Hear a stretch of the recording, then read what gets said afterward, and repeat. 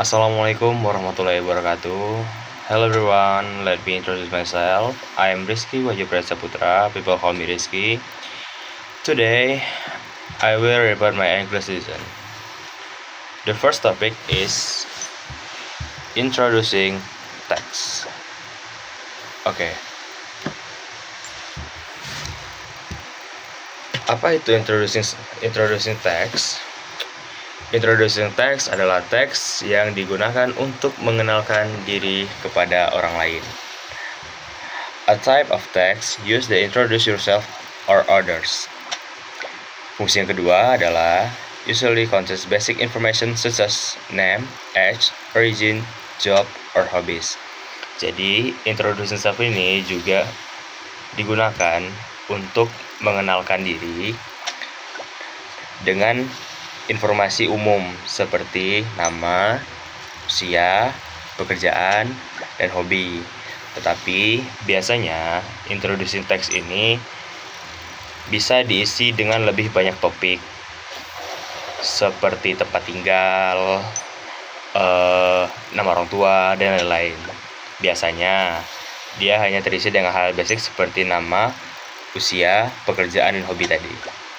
Selanjutnya, help start conversation or provide background in information.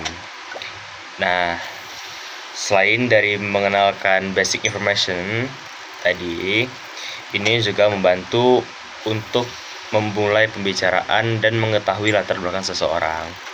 Jadi, introduction self ini terfokus pada pengenalan. Biasanya pengenalan itu bisa mendukung pendekatan dan juga mengetahui latar belakang orang lain. Selanjutnya, when is introducing text used? Kapan introducing text ini harus digunakan? Nah, yang pertama itu adalah first meeting informal on informal situation. Sebagai pertemuan pertama, baik itu formal maupun non formal. Yang kedua, introducing oneself in class or presentation, memperkenalkan diri saat kita ingin mempresentasikan sesuatu. Seperti saat ini, saya memperkenalkan diri saya. Let me introduce myself. I'm Rizky Wajibrat Saputra. Itu sudah termasuk ke dalam introducing text.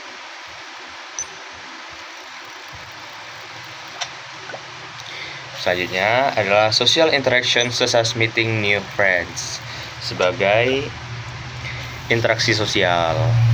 Jadi apabila kita bertemu dengan orang lain, itu alangkah baiknya kita memperkenalkan diri terlebih dahulu. Social interaction such as meeting new friends, seperti bertemu dengan orang lain. Jadi nggak cuma bertemu dengan orang lain, tetapi menyapa orang-orang lama pun juga. Selanjutnya adalah reading source biographies or personal profiles. Jadi introduction self ini juga digunakan untuk menulis perkenalan singkat atau juga profil pribadi. Jadi harus ada introduction text-nya agar orang mengenal kita melalui biografi kita buat. Oke, selanjutnya adalah sebagai contoh. For example, hello, my name is Rina. I am from Indonesia. I love reading and traveling. Jadi, si Rina memperkenalkan diri. Namanya adalah Rina, dia dari Indonesia. I love reading and traveling, yang artinya dia hobi membaca dan juga traveling, berjalan-jalan. Example 2, this is Daniel. He is my classmate. He enjoy playing basketball and studying science. Jadi, introduction text itu juga bisa digunakan untuk perkenalkan orang lain. Seperti contoh kedua, orang ini memperkenalkan temannya, namanya Daniel. Daniel ini adalah teman kelasnya. Dia senang sekali bermain basket dan juga belajar IPA atau sains. Oke, topik selanjutnya adalah text procedure atau procedure text. What is procedure text? Procedure text is a type of writing that explain how to do something step by step. Jadi, sebagai pengenalan dasar, teks prosedur adalah teks yang berisi dan mencontohkan bagaimana sesuatu itu dilakukan langkah demi langkah. It helps readers understand a process by breaking it down into clear, easy to follow instruction. It can be categorized in three. They are receipt, manual, and types. Jadi teks prosedur ini membantu orang untuk mengetahui langkah demi langkah, mudah diikuti, dan juga biasanya teks prosedur itu dibagi menjadi 3, yaitu resep, buku panduan atau manual, dan juga tips. Lanjut. Selanjutnya adalah general structure of procedure text. Jadi struktur dalam prosedur teks. Yang pertama adalah goal atau aim, showing a purpose. Jadi dalam prosedur teks yang paling penting adalah goal atau aim. Dia itu berbentuk seperti judul yang menunjukkan apa isi dari prosedur teks yang kita buat. Permisalan kita ingin membuat how to cooking egg, bagaimana cara memasak telur. Jadi di atas itu sudah ada tertulis bagaimana cara masak telur, agar pembaca bisa tahu, oh ini prosedur teksnya berisi bagaimana cara memasak telur. Nah, selanjutnya ada ingredients, telling the need materials. Jadi selanjutnya adalah ingredients, atau apa saja yang kita perlukan untuk mencapai goal atau aim tadi yang telah kita tentukan awalnya. Permisalan awal tadi kita buat goal atau aim-nya itu bagaimana cara masak telur. Nah, jadi ingredients adalah bahan apa aja yang kita perlukan. Permisalan dalam masak telur itu kita membutuhkan teflon, spatula, kompor. Nah, dan juga bahan-bahan lain seperti micin, sendok, dan lain-lain itu maksudnya ke ingredients. Selanjutnya, yang paling mencolok dari prosedur teks adalah steps. Steps ini describing the steps to achieve the purpose. Jadi steps ini fungsinya untuk bagaimana langkah-langkah kita mencapai goal atau aim yang sudah kita tentukan tadi. Nah, apabila kita menggunakan goal atau aim tadi how to cooking egg, itu berarti stepsnya bisa aja seperti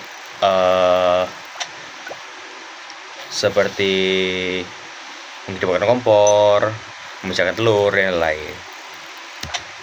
Selanjutnya adalah language feature of procedure text atau kaidah kebahasaan dalam teks prosedur. Yang pertama, using conjunction atau transitional words. Nah, biasanya teks prosedur itu menggunakan kata sambung atau conjunction words, such as then, next, until, while, after that, so that, dan lain-lain. Nah, selanjutnya ciri-ciri dari teks prosedur adalah using action verb seperti add, mix, pour, cut, attach, dan lain-lain. Jadi action verb adalah kata kerja. Nah, step by step itu biasanya diisi juga dengan kata kerja sehingga pembaca tahu apa yang harusnya dilakukan. Nah, yang selanjutnya adalah using imperative sentence dan using simple present tense. Jadi mengapa prosedur teks itu menggunakan present tense? Dikarenakan semua hal itu sudah dilakukan, baru dilakukan di masa sekarang gitu. Yang selanjutnya adalah biasanya ada informasi tambahan, ini opsional, nggak termasuk, yaitu menambahkan adverbs of time or place seperti carefully, immediately, incurred. Jadi sehingga dalam teks prosedur itu orang-orang tahu berapa lama waktunya, kapan ini dilakukan, dan lain-lain. Sebagai contoh, for example, chicken curry itu adalah bentuk goal atau aim. Ingredients: a whole chicken cut into piece. 2 cup fresh coconut milk, shallot, garlic, galangal, lemongrass, cumin, salt, pepper, and coriander. Itu adalah bentuk dari ingredients atau apa saja yang kita perlukan. Lainnya adalah step. Step ini berisi tentang bagaimana kita mencapai aim atau goal yang sudah kita tentukan tadi, yaitu bagaimana cara membuat chicken curry. Boil chicken, allow 2 cups of broth to remain in the pot. Fry the grinder spice with 2 spoons or vegetable oil. Add the spices into boiled chicken, turn to low heat until it's tender. Add the coconut milk, stir, continue simmer to enhance flavor. Serve your white chicken curry while hot.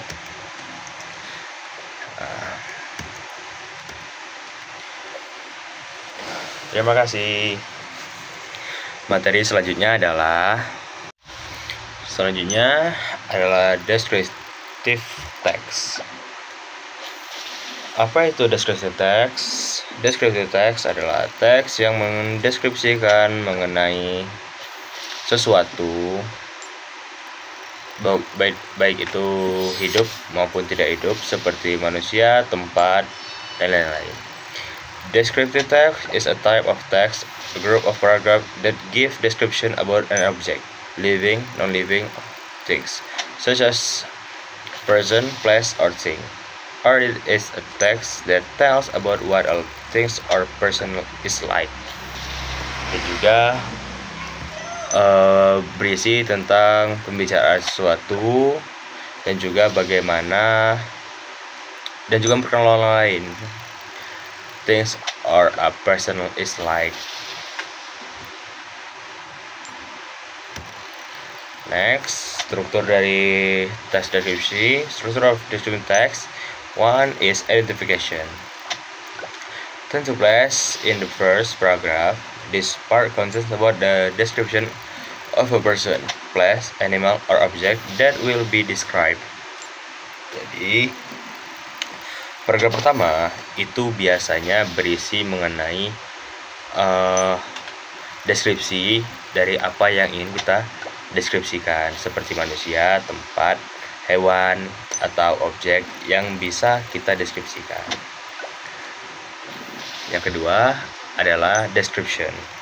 Tend to place in the second, the end of paragraph. This part show the detailed description of the object, such as animal, things, place, or person by describing its forms, color, or anything related to what the writer described. Jadi, yang kedua, deskripsi itu biasanya berisi tentang hal lebih detail tentang apa yang ingin kita deskripsikan. Permisalannya orang, manusia, hewan, atau hal-hal lain. Nah, itu tergantung dengan sudut pandang penulis. Bisa dari bentuk, warna, atau apapun yang menjadi ciri khas dan bisa dijelaskan oleh penulis melalui tulisan deskripsi itu. Selanjutnya adalah language feature of descriptive text. Ada juga yaitu kaidah kebahasaan dari teks deskripsi, yaitu using simple present tense because it tells the fact of the object described. Jadi yang pertama itu dia menggunakan simple present tense. Nah, dikarenakan itu adalah fakta di masa sekarang. Apakah descriptive text bisa digunakan di masa lalu? Bisa, apabila masih ada. Nah, yang kedua itu using adjective to clarify the noun. Nah, jadi descriptive text itu juga menggunakan kata adjektif untuk membenarkan atau mendukung noun atau kata kerja tadi. Nah, yang ketiga, using action verb to show an activity. Nah, biasanya descriptive text itu juga menggunakan action verb atau kata kerja untuk menunjukkan sebuah aktivitas, seperti misalnya dia mendeskripsikan mengenai kucing. Kucing itu senang sekali bermain bulu-bulu atau sedang bermain bulu dan lain-lain. Dia itu action verb itu berguna untuk mendukung descriptive text tadi. Selanjutnya adalah using adverbs of emphasize such as very, extremely, definitely. Jadi dia juga menggunakan adverbs untuk menunjukkan sesuatu. Nah, dia itu membesar-besarkan sesuatu. Emphasize such as very, extremely, and definitely. Dia menggunakan kata-kata tersebut untuk melebih-lebihkan.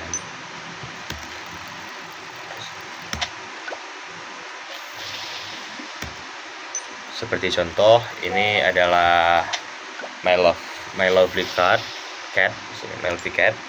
Ini mendeskripsikan mengenai kucingnya. Banyak sekali contoh-contoh deskriptif yang bisa saya berikan, tetapi dikarenakan terbatas waktu, jadi kita bahas. Dan silahkan dicari sendiri. Thank you. Selanjutnya adalah materi selanjutnya adalah skimming.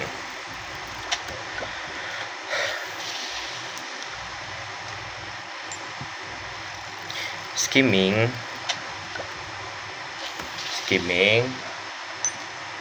adalah membaca cepat dan memahami atau mencari isi dari inti bacaan atau inti suatu paragraf teks tanpa memerlukan waktu lama. Skimming ini biasanya digunakan orang-orang untuk menelaah satu teks atau satu paragraf panjang agar isinya mudah ditebak dan dipahami. Oke, kita mulai. Reading in our life. In everyday life, we have to read many texts, ranging from book, newspaper, pamphlets, journal, to emails. Students have to read more in order to understand the syllabus. Whether reading is done for academic or non-academic purpose, it requires certain skill to get this information. Jadi, seperti yang saya jelaskan sebelumnya tadi, skimming itu digunakan untuk mendapatkan informasi penting secara cepat, baik itu untuk keperluan akademik maupun non-akademik.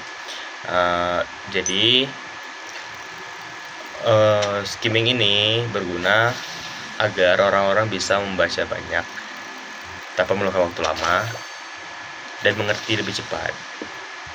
Contohnya adalah in academics, skimming as a reading skill. Jadi kita akan bahas apa sih fungsi skimming dalam menambah skill membaca. In academics, skimming is a reading skill in which a reader quickly goes through text in order to get the gist and general idea for information. Jadi dalam ranah akademik, skimming ini digunakan. Skimming ini adalah skill di mana pembaca bisa membaca dengan cepat atau mendapatkan ide pokok dari sebuah bacaan dengan cepat.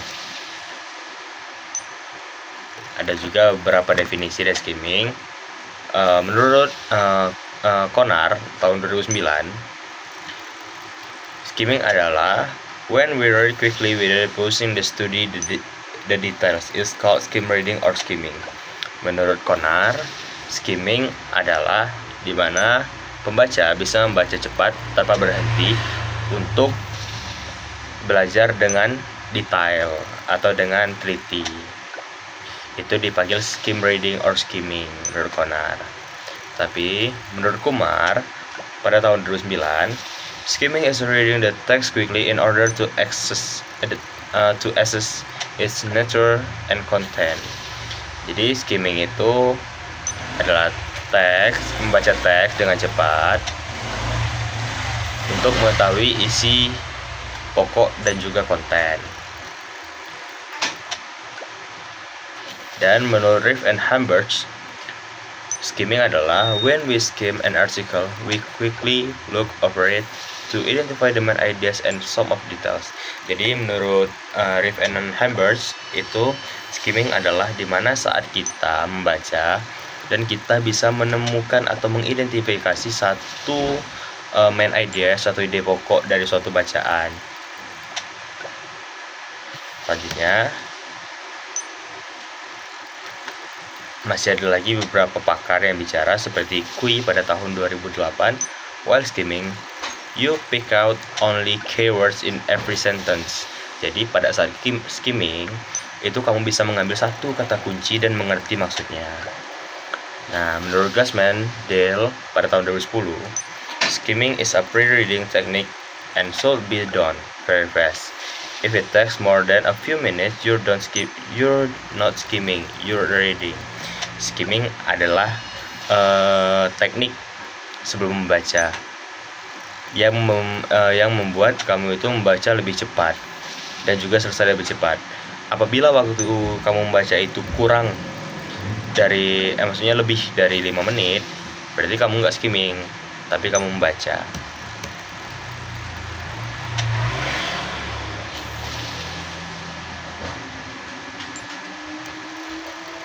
Oke. Jadi apa aja sih pentingnya skimming itu? Purpose of skimming. Skimming itu simply to see what the text is about. Jadi skimming itu memberikan simply to see what the text about, memberikan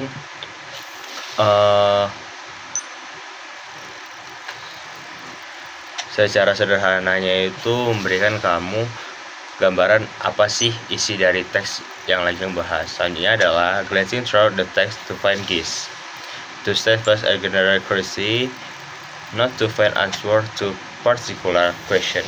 Jadi walaupun skimming tadi bagus, tapi tidak bisa untuk menjawab pertanyaan atau menjawab detail-detail. Dan juga to summarize longer text, untuk menyimpulkan satu teks yang panjang.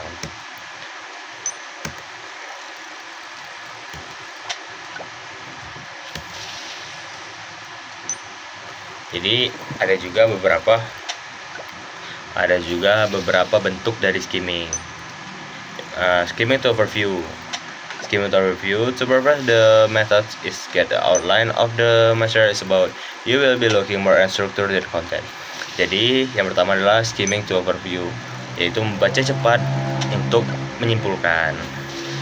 Nah, ini adalah metode yang digunakan untuk membaca cepat.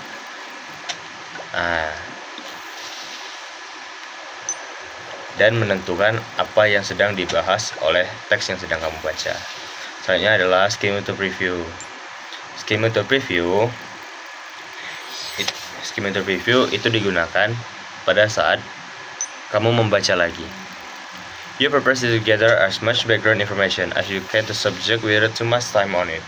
Jadi skimming to preview itu seperti kamu menonton film atau membaca sebuah buku. Apabila kamu membacanya kedua kali, itu kamu akan menemukan kata-kata kunci yang sudah kamu baca, tapi itu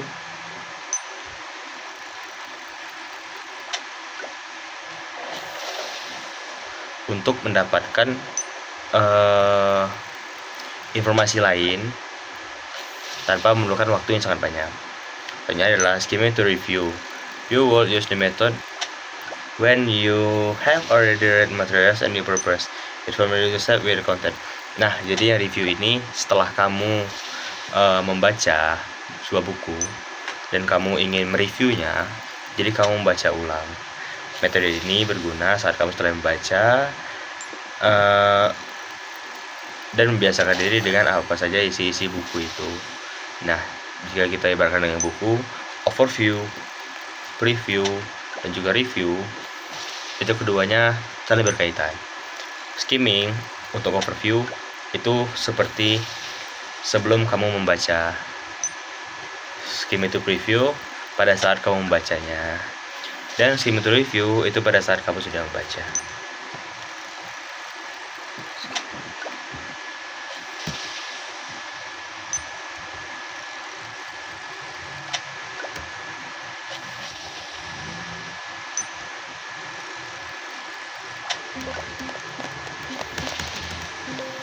Oke, sepertinya itu saja yang akan kita bahas mengenai beberapa materi ini. Untuk materi skimming sudah selesai. Oke, terima kasih untuk teman-teman yang sudah menonton video saya. Terima kasih juga kepada Bang Kang Satria yang sudah membimbing saya sejauh ini. Baiklah, beberapa materi tadi saya harap bisa diterapkan dan bisa dipahami. Apabila ada kekurangan dari penjelasan saya atau ada yang sekiranya berbelit, saya mohon maaf. Tetapi apabila ada pertanyaan lebih lanjut mengenai apa yang telah saya bahas tadi, mungkin teman-teman boleh menghubungi saya bagi yang kenal saya, atau silahkan teman-teman bertanya di kolom komentar. Yap, terima kasih. Sekian, wassalamualaikum warahmatullahi wabarakatuh.